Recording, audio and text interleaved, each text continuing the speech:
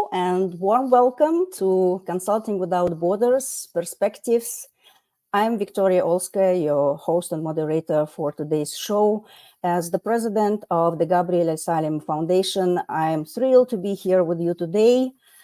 Gabriel Al-Salem Foundation is a US-based nonprofit organization working internationally and dedicated to celebrating the inspirational life and work of the late Gabriel Al-Salem, an international consultant and a global leader.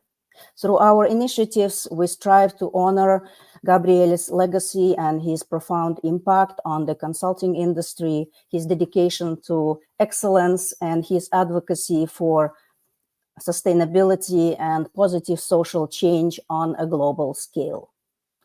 Happy June 1st, everyone. Happy first day of summer and also happy International Children's Day. Thank you very much for finding the time on your Saturday morning or evening to be here with us. Also, a huge shout out to those of you who are joining at the replay of the show. Welcome. Please drop us a comment and let us know where you're tuning in from. As for me, I am broadcasting today live from South Florida.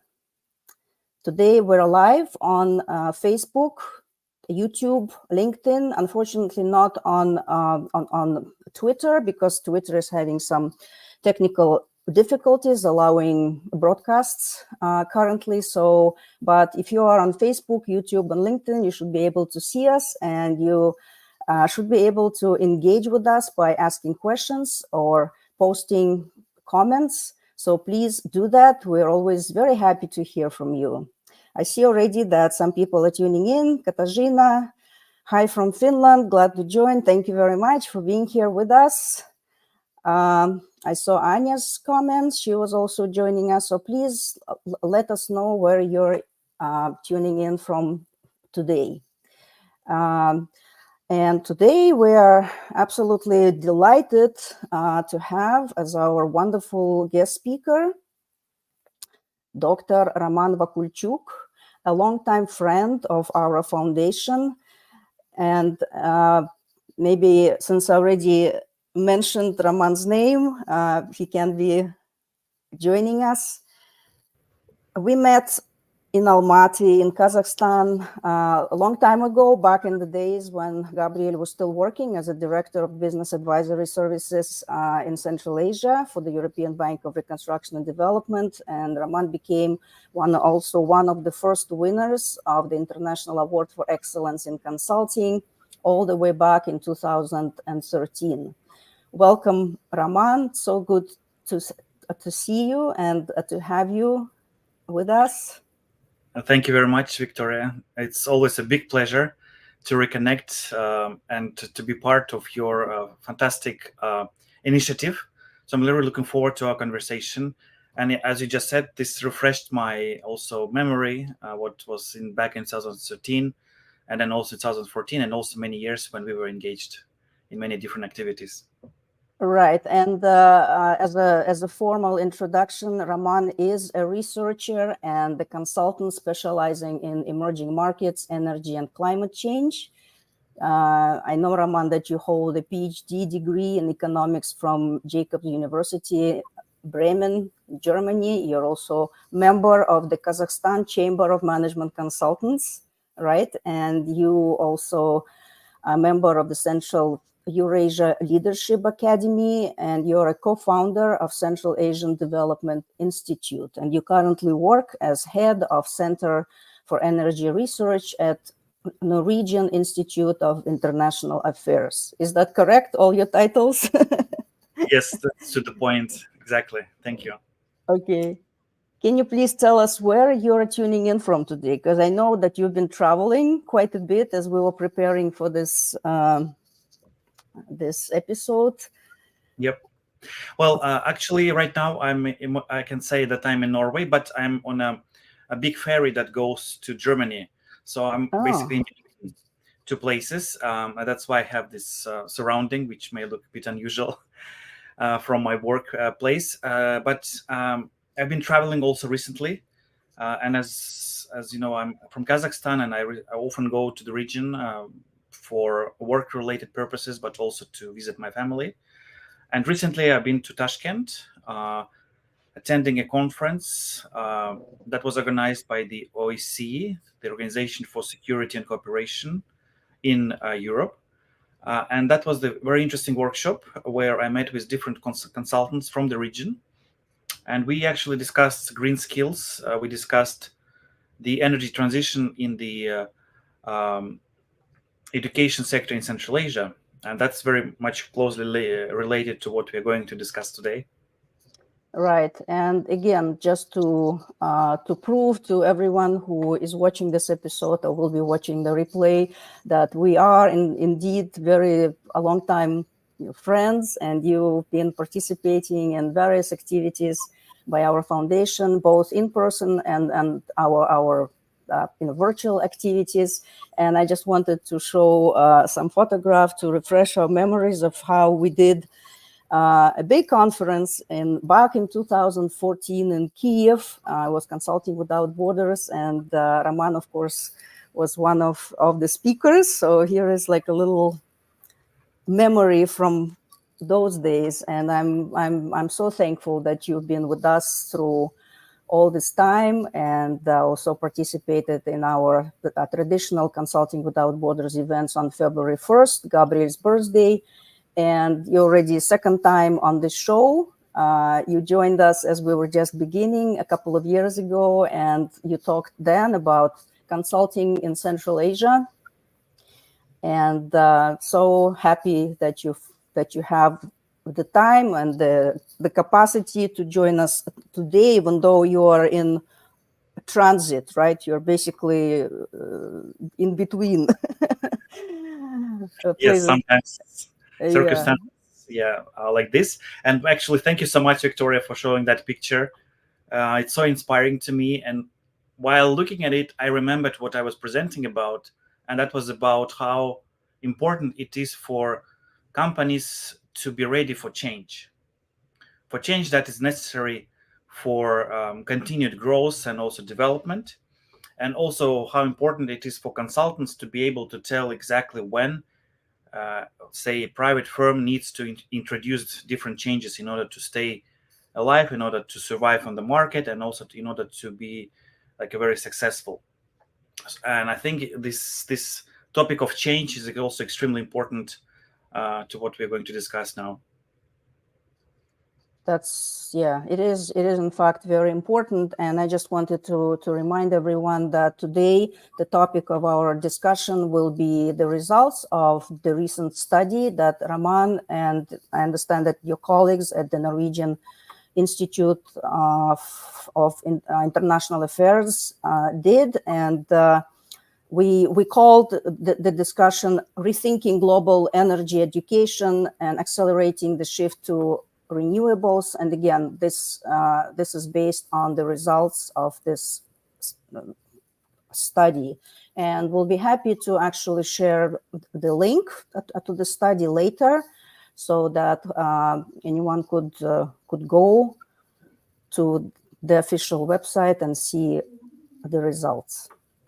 I think, this time, let's move on, and I will let you, Raman, start with your presentation. I know you prepared a few slides to illustrate the findings, and let's begin. Well, thank you very much, Victoria. Now I can see the slides. Indeed. So what I'm going to present is, just a second. Yeah. What I'm going to present is the result of our many years of hard work, where we wanted to understand whether the university sector and the higher education sector is changing from the education in fossil fuels to education in renewable energy. This is just to put it simply. And as I just mentioned previously, I had the pleasure to attend the workshop just recently in Tashkent that was dedicated to this important topic of how to scale up green skills and also green jobs for clean energy industries in Central Asia. And I should say that this is just a very first type of initiative that I've seen. I haven't seen it much before, but I think this is already getting quite late in order to catch up with the provision of necessary green skills in order to accelerate the transition to renewable energy. But still, it's always, of course, better late than never. And so by attending this workshop, I think that, well, there's now also growing understanding among different ministries from different countries. And I should say that there were some representatives from the ministries of energy from across Central Asia. There were also international donors and consultants present. So it was an important meeting. And there I also had an opportunity to present the study, which very much directly relates to the fact that, as you probably heard before, the world is moving towards clean energy in order to meet the Paris Agreement goals, in order to meet the goals of climate change mitigation. And of course, in order to move there, one needs millions of people, highly skilled people, who would be necessary in this transition. And we know that, well, there's a global trend that the clean energy industry is offering many new jobs, and there is actually like a boom in producing new types of jobs for clean energy industries such as solar, wind, and hydro energy. And this is just, you can see on the slide, some examples of what types of jobs would be needed and are already in high demand. And you can see it's solar photovoltaic installers, wind turbine technicians, energy storage and analysts, and so on. And these are relatively new jobs. It means that for people to be fully skilled in these types of new jobs, often they need new education. In some ways, of course, you can rely, say, on traditional energy engineering degrees, but often those degrees, they lack, well, substantial new knowledge and skills that would be necessary. And this means that, well, one actually needs to obtain a completely new set of skills and knowledge and education itself. And so, of course, the question is, where should it come from? And you can see here that below this list that I should say that there are some, of course, some jobs which can be transferred between fossil fuel sector and renewable energy. For example, for some different types of services which relate to, for example, services that relate to the management of the company, or it can be related to accounting. So, like, of course, accountants who work in the oil and gas sector, they can shift to renewable energy sector without the need to obtain new education or without the need to retrain. But more technical professions which require quite specialized skills, they are not really transferable from the traditional energy engineering degrees to this new type of clean energy degrees. So in order to achieve the goals of the Paris Agreement, we need at least 50 million new jobs by 2040, 2050. So in addition to what we already have, one should say that, well, this is how much we need in order to mitigate the climate change. And now it's getting also clear that maybe this number is actually even larger than this 50 million, because renewable energy in general requires a lot more workforce than fossil fuels industries like oil and gas. And this has to do with the fact that renewable energy in general requires a lot more support in terms of maintenance, in terms of installation of, say, new wind farms or solar panels. And this is unlike the oil and gas, for example, projects where you need relatively advanced technologies and then you need relatively small stuff, again, compared, of course, to clean energy. So it's a very important and, of course, very significant number of people. But already today, we see that there is a shortage of labor. According to the International Energy Agency, there's only 1 worker out of 8 who has necessary skills, while 7 workers who are engaged in the energy sector, they are lacking specialized skills which are needed for the clean energy sector. And so, of course, well, I think an important question is who will supply this new workforce and how to address this issue of shortages of workforce. And this is what we saw together with colleagues back in 2020. We thought, like, what are universities are doing globally? And we are trying to find a way to actually measure whether universities, as being an important institution, like an agent of change, whether they're actually doing enough in order to move from one education to another, like from fossil fuels to renewable energy, in order to actually meet this growing demand for labor. And probably the fact that I said that there are already growing shortages of labor indicates that, well, universities are not really there yet. They're quite slow. And I'll show you in a moment why this is happening.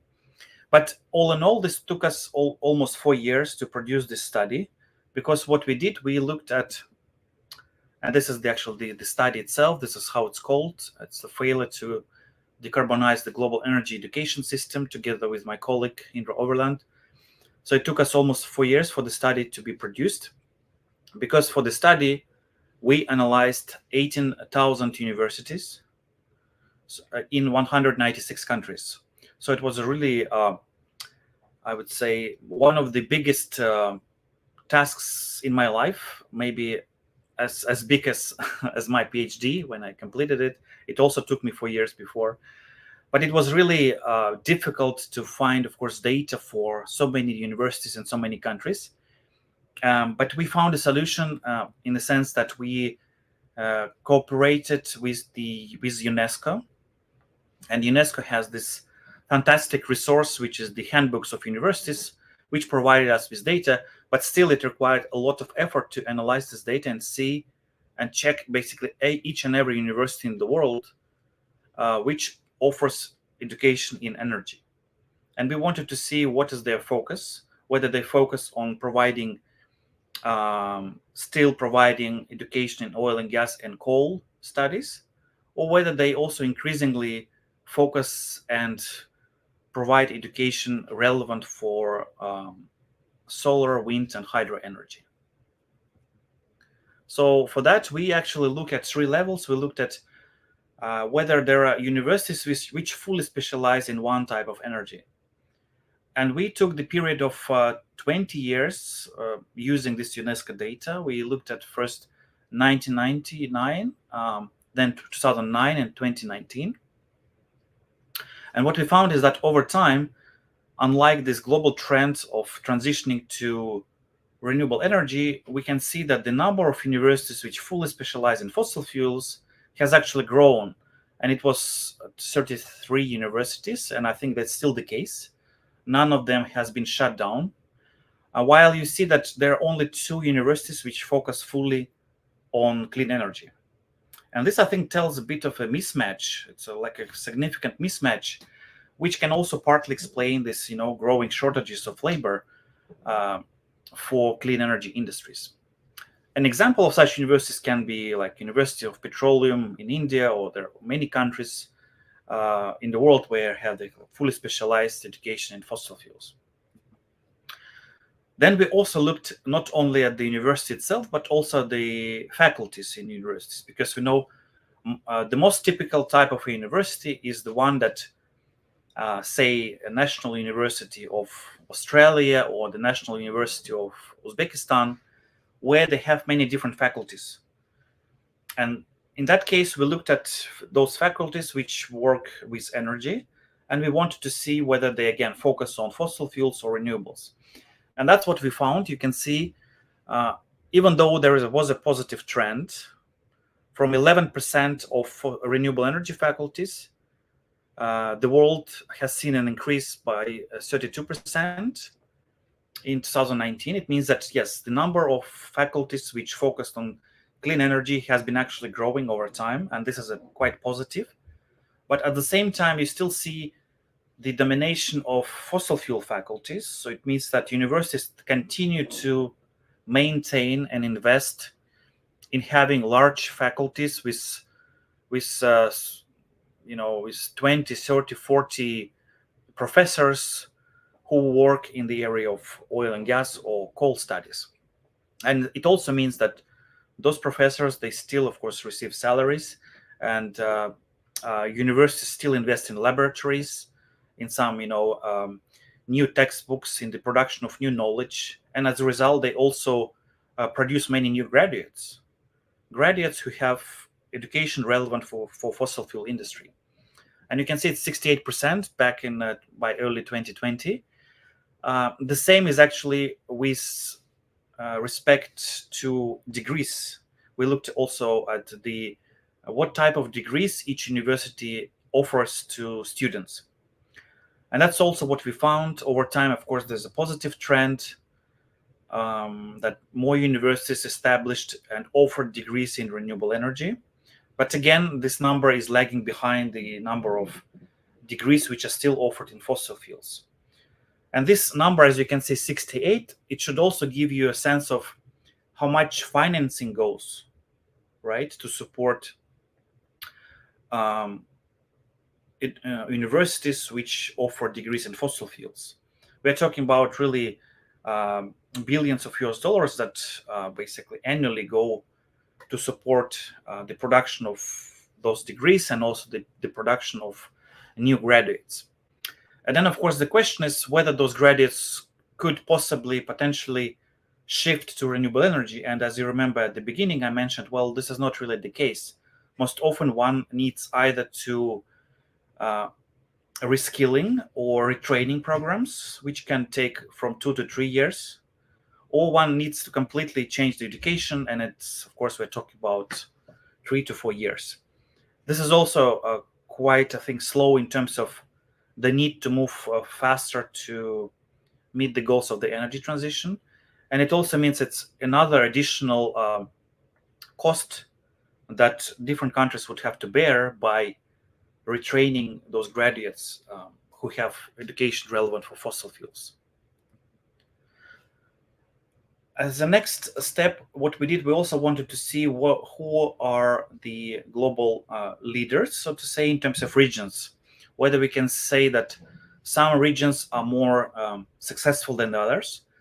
And what we found was that Asia Pacific, as you can see, it's ranked top according to this figure, but this number that they actually achieved, which was more than 50%, this is largely due to the effort of China and India. So these are two big countries which are quite successful in their transition to clean energy domestically. And they managed to introduce many new universities and also many new faculties and degree programs. So if you removed India and China, then this number for Asia Pacific will drop significantly. So all those countries like Indonesia, Malaysia, Thailand, but also the countries of other Southeast Asian countries, they are also lagging greatly behind. Then we also look at, say, North America. Surprisingly, it's still reached only 50% in terms of the total distribution of degrees in fossil fuels and clean energy, which means that it's still possible and easy to find if you want to do an MA, a Master of Arts degree in oil and gas. You can still find many universities which offer this in the United States. Or then if you take a look at, for example, Europe, and you take the United Kingdom, which is also considered to be like a leading global educational hub, you will still find many universities, faculties, and also degree programs which focus on fossil fuels. And this is, to me, is a big surprise that universities, being like one of the main producers of the intellectual power of, intellectual capacity, they're extremely slow to change in terms of their educational content. Then also, of course, if you see for other regions, you see Africa, Middle East, and then, of course, Eurasia, which comes as the worst performer here. So in that sense, it was, of course, quite useful to attend this workshop and also to communicate to participants from Central Asia that, in fact, the regions of Central Asia and also Eurasia in general is lagging behind, also compared to many other countries in the world. And I hope that this would be an important motivation for them to also to change the status and to move towards introducing more clean energy education.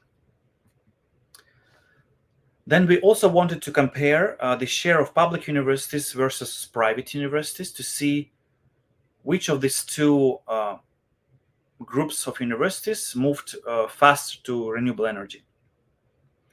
And what we found was that public universities, they are slower. So they had only 34% of the total degrees that they offered globally in renewable energy. While private universities, they managed to achieve the 39%. Still not significantly higher, but it still maybe shows the trend that private universities are more flexible and they may find it easier to shift and maybe to change their educational programs. Maybe it also has to do with the fact that there are more international donors and funders who invest in clean energy, and maybe that's easier for them to invest in clean energy at private universities compared to public ones. Because public state universities, they are often very much connected to the existing state structure of education, which makes it maybe less flexible to change. And then, of course, a reasonable question is why this is the case, why universities are so slow compared to many other industries which actually manage to, for example, when it comes to the energy itself, we know that many countries, they manage to already have a high share of wind power or solar power in their energy systems.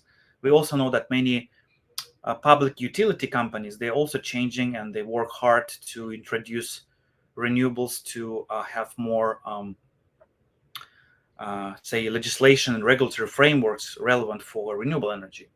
But then when you look at the production of the workforce, of the labor, you'll see that, well, universities, they're very slow. And this can be related to the fact that universities are part of the carbon lock-in. So carbon lock-in is a term that was basically coined in order to show how universities, but not universities, but basically all those institutions in resource-rich countries, how they are resistant to change because they depend on each other. And you can see here on the slide that universities produce graduates with fossil fuel skills. Then, of course, those people, it's quite natural that they would go to work in fossil fuel companies. Later, fossil fuel companies produce people who would go and work in the government. They would work in fossil fuel companies. And then, as a result, those companies and also like the government bodies, they would then finance back the universities, because that's in a way for basically for people with this education to support, well, basically their source of education. And this all creates a risk of so-called stranded skill sets. So today we're having a problem that there's so many thousands of people who have education relevant for fossil fuel industries. And it means that, well, this would either require a lot of retraining or obtaining of new education. And in a sense, this creates a big structural problem at the global level. So what are the key findings? First, we found that the world still produces more workforce for fossil fuels than renewables. 68% of all energy degrees are still in fossil fuels and only 32% in clean energy. There's another very important indicator, and also the reason why clean energy is so slow in terms of education is because only limited financing goes to support clean energy education. When we looked at many different international organizations, we see that for them, education is not really part of the agenda. Like if you take the International Energy Agency, you take many of the private donors or international organizations, like maybe also the World Bank and others, they mention education only indirectly, or they don't mention it at all. So everyone is focused on some other aspects of green energy, but not really education. And as a result, this whole educational system in the world is really slow to change. It's quite resistant to change. And that's why it's so slow in producing the much needed human capital. So with this study, we very much hope that before it was not clear how much universities are moving towards renewable energy education. Today, I think we can use these numbers, these facts to show global trends, which we hope can actually motivate and can trigger much more interest to this topic, and maybe hopefully to more reform in this area. We also communicate the findings to universities. We also plan to do so to the ministries of education globally, across many different countries. I myself will also provide a consultancy to the Ministry of Education of Norway. We also hope to initiate more dialogue with global clean energy communities, because universities really need to play a much more visible role in this regard. And so as a result, we hope that this can actually lead to a reoriented education from fossil fuels to renewable energy. And in conclusion, I should say, of course, that consultants can also play an important role in this area. I think this is the area where consultants probably also could play a more significant role in terms of working more closely with educational institutions and trying to basically advise them on what is the fastest way out of this carbon lock-in trap, so to say. So thank you very much for your attention. And thank you once again, Victoria, for this fantastic opportunity. Yeah, thank you so much, Roman, and congratulations on this very significant study that, as you said, took you 4 years, right, to complete. So obviously a lot of research went into achieving these results. And honestly, to me, it's quite, saddening to see that the universities are not really catching up with the trends, the global trends and the necessities. I would imagine that universities should be in the forefront of new development and innovation. But it's just very unfortunate that they are not, that they are lagging behind. And as you said, that's the case, especially in certain regions. And it would be interesting to hear a little bit more about your perspectives on why it's happening again and what are the ways to perhaps improve this. We got a few questions as you were speaking. We didn't want to interrupt. So let's maybe answer a couple, and then you can tell us a little bit more about your findings. Katarzyna is asking, well, it's a long question, basically saying that it seems that students are not quite interested in joining the classes that teach renewable energy skills. And I know Katarzyna is also in Europe. She's in Finland, and it's probably sort of close to where you are in a way of approach and thinking. So I'm just curious what you have to say about this. Well, thank you to Katarzyna for this important question. Yes, universities in Europe are moving towards this, but I think it's very slow, extremely slow. Again, in the most developed and advanced countries, you can still do a major degree in fossil fuels, and it's unclear why would universities continue to reproduce those programs and maintain those faculties. So I think they're very slow. But of course, also another problem is that some universities, they try to catch up with the trend, and what they do, they introduce several, say, courses to the existing energy engineering programs. But often those courses are not really sufficient to really equip students with the necessary skills and knowledge. And so the case of thermal engineering, yes, it actually can show that there might be some declining interest to work in the energy sector. Although this is also a bit surprising that maybe universities, they could do more in terms of making this educational major more attractive for students. Again, giving this whole booming interest from the clean energy community that, well, there's so many new jobs. And I should say that, again, there are many studies that show that clean energy offer many more attractive jobs for women. Unlike the oil and gas sector, which often might be not so attractive, it's often can be offshore type of projects, or very heavy or dirty work, which may be, may not be often attractive for women. But most of the new clean energy jobs, they can be attractive and they quite different. So one can expect also increasing interest from women to join these engineering professions in clean energy. So this whole trend that because universities were so slow to catch up before, today they're trying to introduce small reforms here and there, but this is again not enough to produce this required workforce.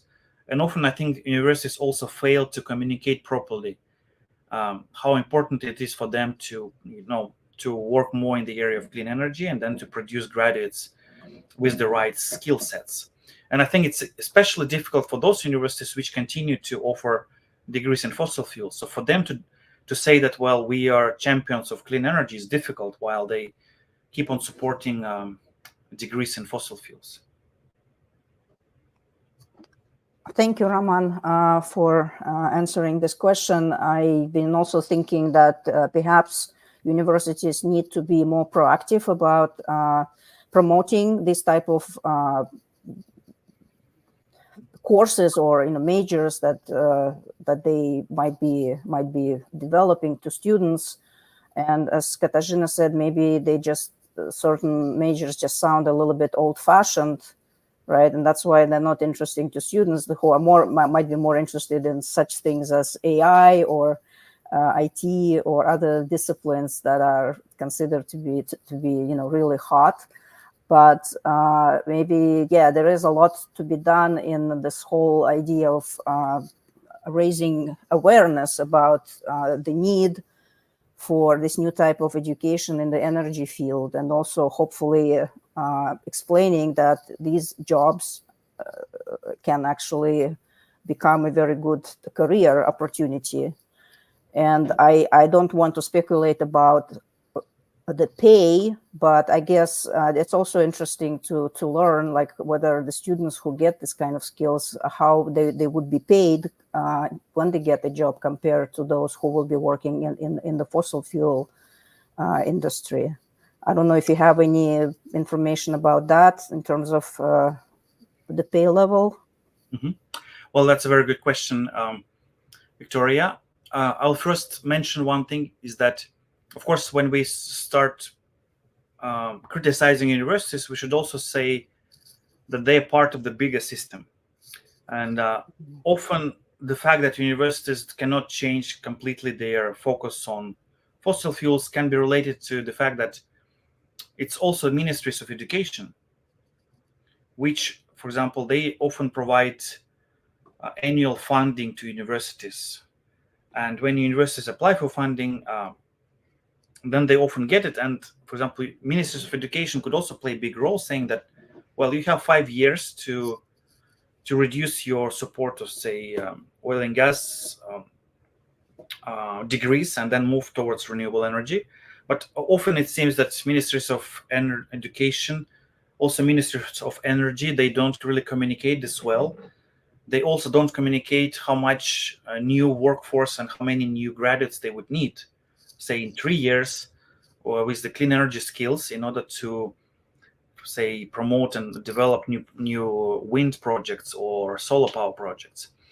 Also, you have the situation that accreditation agencies, and this is the case in many countries, since for so many decades, they've been providing accreditation to programs in oil and gas and coal studies. For them, this whole new area of clean energy is quite new. So what we also learned in our studies that many countries, they are extremely slow in issuing new accreditation for programs in wind and solar energy. That's because there are no standards, no rules of how to, for example, how to issue an approval for a new wind energy program, because you are lacking basic understanding what is needed for this type of profession, right? And that's why it can get so much time for universities to establish a new program. So what happens often is that, say, a new program in wind energy, it's being integrated in the existing energy engineering program. And then it doesn't really get as much attention, doesn't get as much time, as much teaching time, as much attention from different professors. So it kind of remains at a quite limited level. So I think it's like a very broad and structural problem that we need to take into account. And as for your question about the attractiveness of this industry, and you mentioned actually the AI, I think that we all know that AI will require a lot of energy. It will require a lot of electricity. Many say it will require by 5 to 10 times more than what we use today. And so, of course, there will be such a big demand for people who would work in electricity production. But I agree, there's so much focus on AI or new technologies, while I think clean energy is underestimated. And of course, universities, but also other actors, they could do more to say, well, how attractive that is.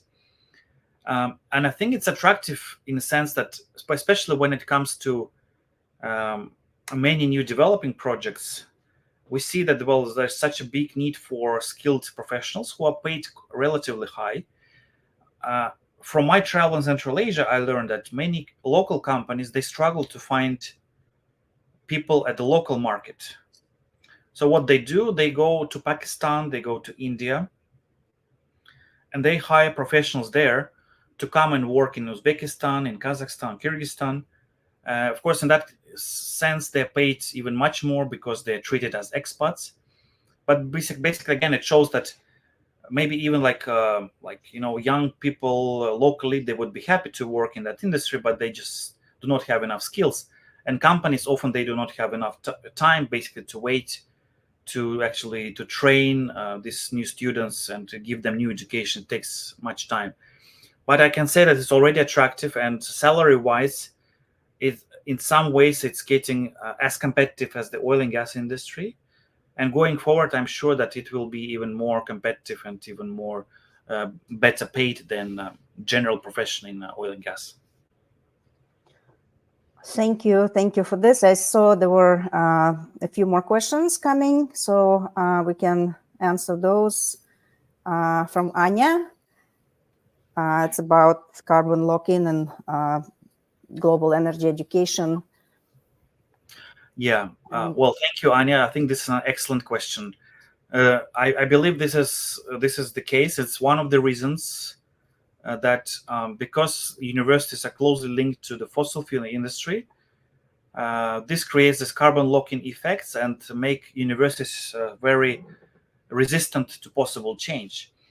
And a good thing is that today we see more and more campaigns globally that take place where, for example, I can say it's the Princeton group of students that's so-called like I think they promoting a divestment campaign where they say that universities should not get any support and financial support from the oil and gas companies. And they found that actually many universities, such as also Princeton, Stanford, and many others in the US, they've been getting a lot of funding for doing some research for those oil and gas companies. And we also know that there's several initiatives in Europe. The one in the Netherlands, I think it's called Solid Sustainability, where they look at the ties between universities and fossil fuel companies. However, I think there's so much focus on research and how oil companies support the production of research by universities, but there's almost no initiatives and almost no discussion of educational programs offered by universities, because we often know that the finance that universities receive from different donors, they may actually be very much also, aimed at supporting the production of new students for fossil fuel industry. And this, I think, where you have a really huge gap that also because I think universities has not been under much pressure from the NGO community. We know how much, for example, global NGO community has been, addressing the issue of decarbonization and clean energy among the public institutions, how much they've been criticizing the oil and gas companies, also public utility companies, but actually not much what universities do, what's happening to education, because in some way, by producing graduates with fossil fuel skills, universities, they keep on supporting the fossil fuel industry also, because that's how you put the mentality of that industry, right? In your graduates, you also give them skills that those people would then carry through their own life for many years, unless they, of course, retrained. So this can be a major issue.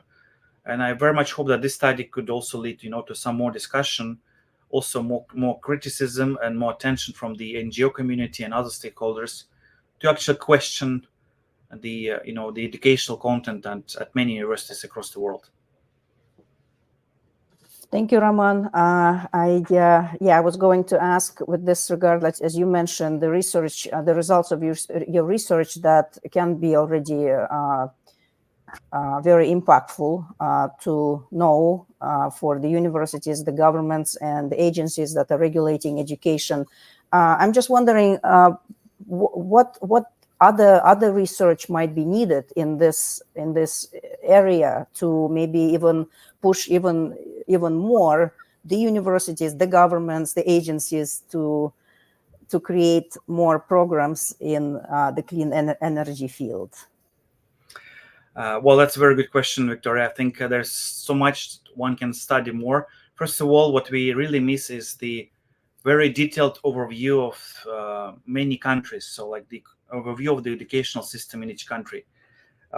In our next studies, we are actually going to look at Central Asia and Southeast Asia as two separate regions and what they do in terms of providing the necessary education. I think we need more studies and more efforts to understand what many different important actors can do, like ministries of education, ministries of energy, higher education institutions, and the private companies in clean energy, how they can get together, form a dialogue, form a platform in order to inform each other about their needs. Because I think private companies, they have a good understanding of how much labor they would need for the next 3 to 5 years. They can, of course, well communicate this to other stakeholders, and I think that it should be like a very joint effort to move towards. And that would, of course, be an important success factor if they discuss this. If not, then we have the situation that is taking place like today in Vietnam, country that has been very successful in terms of solar and wind energy recently. But at some point, they reached the situation where their growth is very slow because they just wait before like professional and skilled staff, they finish one project before they go to another one. And that's simply because they say, well, we don't have enough specialists, professionals, so we wait before they finish this project in this one region of the country, and then we continue with another one. And this is the case in all other countries. It's not on the surface. It's difficult to understand where it's coming from, why there are not enough people who can be employed.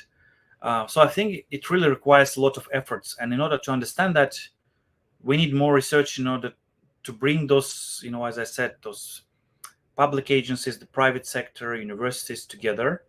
We also actually need to have more studies in order to understand expectations and interests of the young generations, right? We need to understand whether they're well communicated in terms of opportunities to work in the clean energy industry. We also need to understand whether this is something that they can be interested in the future, whether this is something that kind of one of the most attractive for them to be or not. And then if not, one also needs to understand what can be done in order to make this young generation, like people in this area, more interested. And I should say that the research in this area has gone quite far. So research of the needs of the clean energy sector, but research when it comes to education itself has been quite limited. So that's, I think, where we need to catch up quite a lot. So I would encourage everyone who has an opportunity to work on individual countries to see how the situation looks like and also what can be done. Because often solutions and I would say recipes, they will probably be somewhat different from country to country. It's clear that, well, what you need, for example, for the US may be quite different what you need for Norway, or what you need for Kazakhstan can be quite different from what you need for Germany.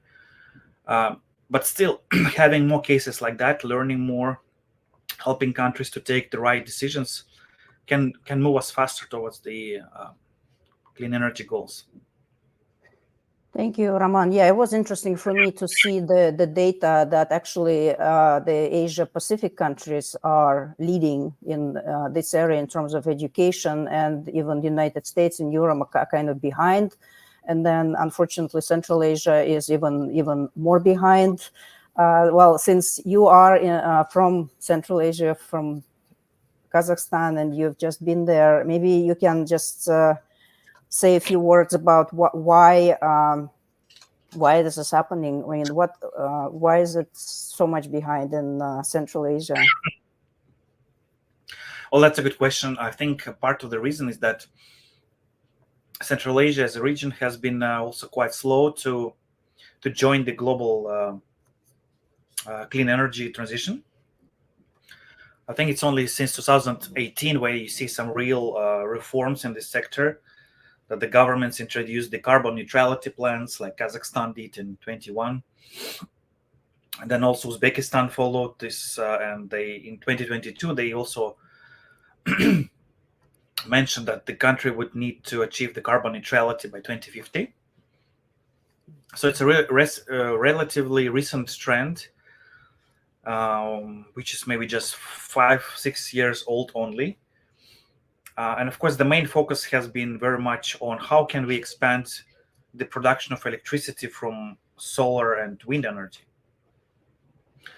And to me, it's quite understandable that, of course, the thinking about education, which may look like, well, it's not so important, or it's important, but it has secondary importance, it has not been very much at the center of the attention. Another reason, I think, is that if universities in Central Asia were quite like early reformers, and they introduced like many new degree programs in solar, wind energy, they could be super successful, and I believe that many students from different countries would like to go and study in Central Asia to get these new degrees, because it's getting so popular in many countries. So Central Asia in that regard could become even like a global educational hub. But I guess this whole trend wasn't maybe seen in the right moment. And there's also, I think, this problem that many of the Central Asian countries, they are resource rich. So you have this strong focus and interest from the traditional energy players, to support the existing faculties, universities, and basically to reproduce the same system from year to year, to still have people who could work in the oil and gas sector. So that's another reason. But again, Central Asia is not, even though of course it's quite low on this comparison scale, still you see that it's not as bad as in other countries, in a sense that most of the countries where you have like some of the European countries, which, for example, introduce a lot of clean energy, it's because thanks to the efforts of some individual universities. In most of the countries, this is not like a global trend that each university tries to adapt to it. It's actually often thanks to the efforts of just several entities, like several institutions. But it still means that, well, there's still a long way to go, and it's actually so important to start this whole process as soon as possible.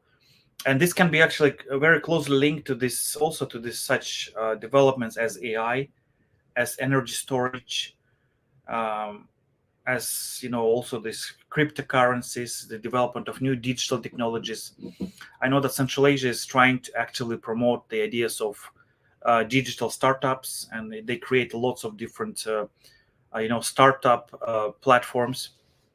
And I think that, well, renewable energy is not far. I mean, it's so much linked to those new developments and trends in terms of the our digitalization of economic relations, and many other trends. So I think it's very important to talk about it, also thinking about all other industries together. So also, if, say, Kazakhstan has a really ambitious goals to achieve carbon neutrality, to be like a very attractive place for IT kind of startups, then it should also, focus more on clean energy.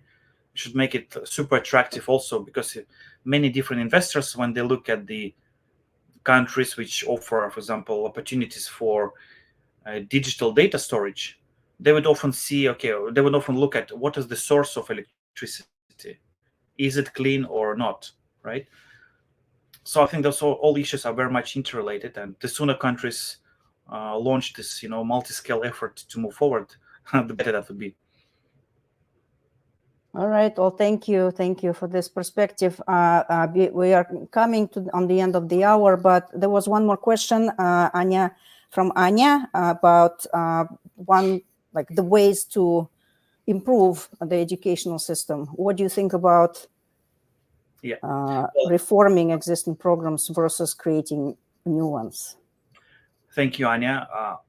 My answer is that I think it's important to work on both in parallel, creating new programs, but also in some ways, as I said before, there are some professions where you might have the transfer of skills, the transfer of knowledge. And I'm pretty sure that maybe some of the basic courses in energy engineering, they might be relevant for clean energy as well. So one just needs, again, that's a question that Victoria asked about what kind of new studies we need.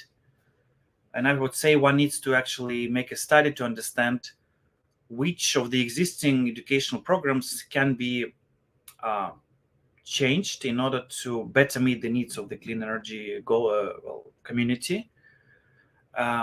Because some programs are possible to change. You maybe introduce 40% of new courses, or you introduce new lectures, and that in that sense you can get pretty much the same output as from the creating new programs.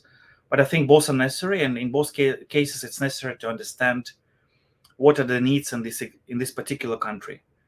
So if country is very much endowed with wind energy, then of course it makes sense to focus more on the producing specialists in this area. Unlike, of course, countries have this ambition of becoming a global educational hubs. Thank you, Roman. Another comment came in, which I would like to show again. As you were speaking, it came from Jania Adilbek, and I personally know Jania. She is in Kazakhstan. She was actually a very dear colleague of Gabriel when Gabriel worked for the European Bank for Reconstruction and Development and just was starting the BAS program at that time, the Business Advisory Services program. Jania has done a lot of things since she worked with Gabriel for EBRD. And I know that currently she created this Eurasian Nordic Business Association. And I don't know if you know each other. I was kind of hoping you do, but if not, then of course this would be a great resource for both of you to connect. And I was actually inviting Jania to also take part as a guest speaker on our live stream, maybe even next month if this works for her, because I think it would be very interesting to learn about these new initiatives that she and her colleagues are doing in Kazakhstan and Central Asia and creating a connection with the Scandinavian and the North countries. Yeah, thank you, Zhenya, for joining today. Also for your offer. We can definitely stay in touch, and it would be great to consider cooperating. And also, I think it would be great to also organize a tour of maybe a focus group or conference inviting ministries of education, energy. So thank you for your support, and I hope we'll be in touch. Thank you so much. I think we're coming on the end of the hour. And Roman, it was wonderful to have you here with us. Thank you so much for this wonderful discussion and for sharing your expertise on how to accelerate the shift to renewable energy through global higher education. Many thanks also to all of you who joined us today on this Saturday, whether it's morning or evening time, wherever you are on the globe. We are always happy to have you tuning in, asking your questions, putting your comments and sharing your perspectives. And just as a reminder, we do our live broadcast on the first day of each month. So the next one will be coming on July 1st. And I look forward to seeing each and every one of you at that time, same time, at 1 o'clock in the daytime GMT or Universal Time. So I wish you all a fantastic beginner of the summer. Thank you again, Raman. Wishing you all the very best. Congratulations again on your great achievement. And just as a side note, we actually shared the links to your research on all of our social media. So whoever is also tuning in for the later broadcast at a later time to the replay of the show will be able to see the link and also check it out even further. So again, all the very best to all of you. See you in 1 month. Take care and goodbye. Bye-bye. Thank you, everyone.